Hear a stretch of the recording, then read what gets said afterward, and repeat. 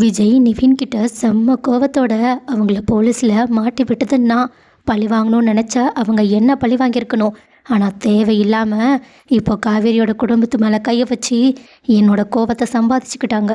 அது மட்டும் இல்லாமல் முக்கியமாக அந்த ராகவனை சும்மாவே விட மாட்டேன்னு உடனடி அவங்க போலீஸ்க்கு கால் பண்ணி ராகவோட லொக்கேஷனை கேட்கலான்னு பார்த்தா உடனே போலீஸ்காரங்களும், சார் நாங்களே உங்களுக்கு கால் பண்ணலான்னு நினச்சிருந்தோம்.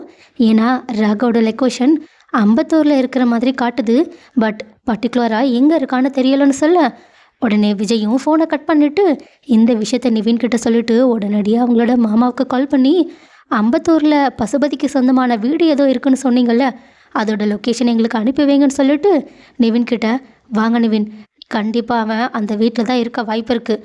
முதல்ல அங்கே போயிட்டு அவனுக்கு கொடுக்க வேண்டியதை கொடுத்தாகணும்னு அவங்க காரில் கிளம்பி போகிற நேரமாக பார்த்து அவங்களோட மாமாவும் அந்த வீட்டோட லொக்கேஷனை அனுப்ப உடனே அந்த லொக்கேஷனை வச்சு விஜயும் நிவினும் கரெக்டாக பசுபதியோட வீட்டுக்கும் போய் அங்கே இருக்க செக்யூரிட்டி கிட்ட நாங்கள் ராகவை பார்க்க வந்திருக்கோன்னு சொல்ல உடனே செக்யூரிட்டியும், ஆமாம் நீங்கள் யார், எதுக்காக சாரை பார்க்கணுன்னு கேட்க இது மூலயமாவே விஜய்க்கு ராகவ் இங்கே தான் இருக்கான்னு புரிஞ்சிருது. அது மட்டும் இல்லாமல் அவங்க செக்யூரிட்டி கிட்ட, அதான் சொல்கிறோம்ல ராகவை நாங்கள் பார்க்க வந்திருக்கோன்னு அவங்க பாட்டுக்கு உள்ளே வர இதை பார்த்துட்டு அங்கேருந்து அடியாட்கள் கிட்ட செக்யூரிட்டியும், நான் சொல்ல கேட்காம இவங்க சாரை பார்க்க வந்திருக்காங்க, நீங்களே கவனிச்சுக்கோங்கன்னு சொல்ல அடியாட்களும் உடனடியாக விஜய் கிட்ட சண்டை போட ஆரம்பிக்க விஜயும் வழக்கம் போல் அந்த அடியாட்கள் எல்லாரையுமே துவம்சம் பண்ணிவிட்டு வீட்டுக்குள்ளே போயிட்டு செக் பண்ணி பார்க்குறாங்க. அதே சமயத்தில் நிவினும் எல்லா இடமும் செக் பண்ணி பார்க்குறாங்க. ஆனால் அங்கே ராகவ் இருக்கிற மாதிரியே தெரியல. இதை பார்த்துட்டு விஜய் ரொம்பவே குழப்பத்தோடு இருக்க நிவினும் அவங்கக்கிட்ட ஒரு ஆயுதத்தை எடுத்து கொடுத்துட்டு, இதோ இந்த அடியால் தான் மிச்சம் இருக்கான், இவனை வச்சு நீங்கள் உண்மையை வர வைங்கன்னு சொல்ல உடனே விஜயும் அந்த அடியால் மிரட்டுற மாதிரி மிரட்டி அந்த ஆள்கிட்ட வந்து உண்மையை வர வச்சிடுறாங்க. அந்த அடியாலும் இப்போ தான் ராகவ் இங்கேருந்து இந்த நம்பர் காரில் கிளம்பி போனான்னு ஃபுல் டீட்டெயிலுமே சொல்ல இந்த விஷயத்தை கேட்டுட்டு உடனடியாக அவங்க போலீஸ்கிட்ட இந்த இன்ஃபர்மேஷனை கொடுக்க உடனே போலீஸ்காரங்களும் ராகவோட லொக்கேஷன் எங்கெல்லாம் போய்கிட்டு இருக்குன்றத எல்லா அப்டேட் மூலயமாவும் விஜய்க்கு தெரியப்படுத்த விஜயும் அதே ரூட் மூலயமா ராகவை தேடி போய்கிட்டு இருக்காங்க. அதே சமயத்தில் விஜய்க்கு மனசுக்குள்ள எங்கே அந்த ராகவால் மறுபடியுமே நம்மளோட குடும்பத்துக்கு பிரச்சனை வந்திருக்குமோன்னு பயமாகவே இருக்குன்னு நிவின் கிட்ட சொல்ல நிவினும், எதுக்கோ கவலைப்படாதீங்க, அதெல்லாம் ஒன்றும் ஆகாதுன்னு சொல்கிறாங்க. ஆனால் விஜய்க்கோ மனசு கேட்கவே இல்லை. அதனால் அவங்க, நீங்கள் முதல்ல யமுனாவுக்கு கால் பண்ணி அவங்க எங்கே இருக்காங்க, எந்த பிரச்சனையும் இல்லையான்னு கேட்டு சொல்லுங்கன்னு சொல்ல உடனே நிவினும் யமுனாவுக்கு கால் பண்ணால் யமுனாவோ இந்த மாதிரி தாத்தா பாட்டி காவேரிக்கும் அம்மாவுக்கும் சாப்பாடு கட்டி தரேன்னு சொன்னாங்க, அதனால் நான் அதை வாங்க வீட்டுக்கு வந்திருக்கேன்னு சொல்லிடுறாங்க. இதை கேட்டுட்டு இன்னுமே விஜய்க்கு கொஞ்சம் பதட்டமாக தான் இருக்குது.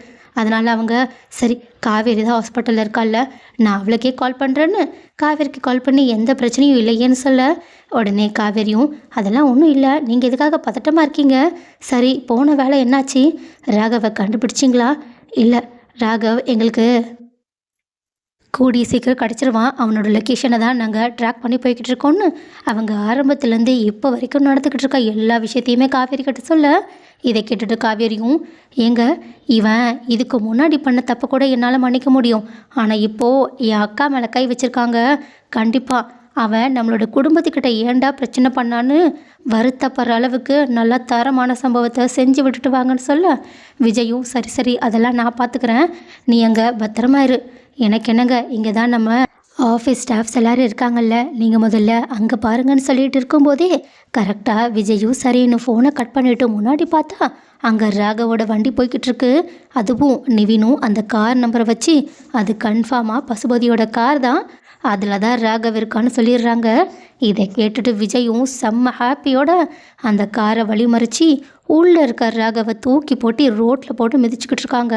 அது மட்டும் இல்லாமல் காவேரி சொன்னதை யோசித்து பார்த்துட்டு அவங்க அத்தனை பேர் முன்னாடியும் நடு ரோட்டில் அந்த ராகவோட சட்டையெல்லாம் கழட்டி அதை அவனோட கையில் மாட்டி தெருவாக இழுத்துட்டு போகிற மாதிரி பண்ணிக்கிட்டு இருக்காங்க.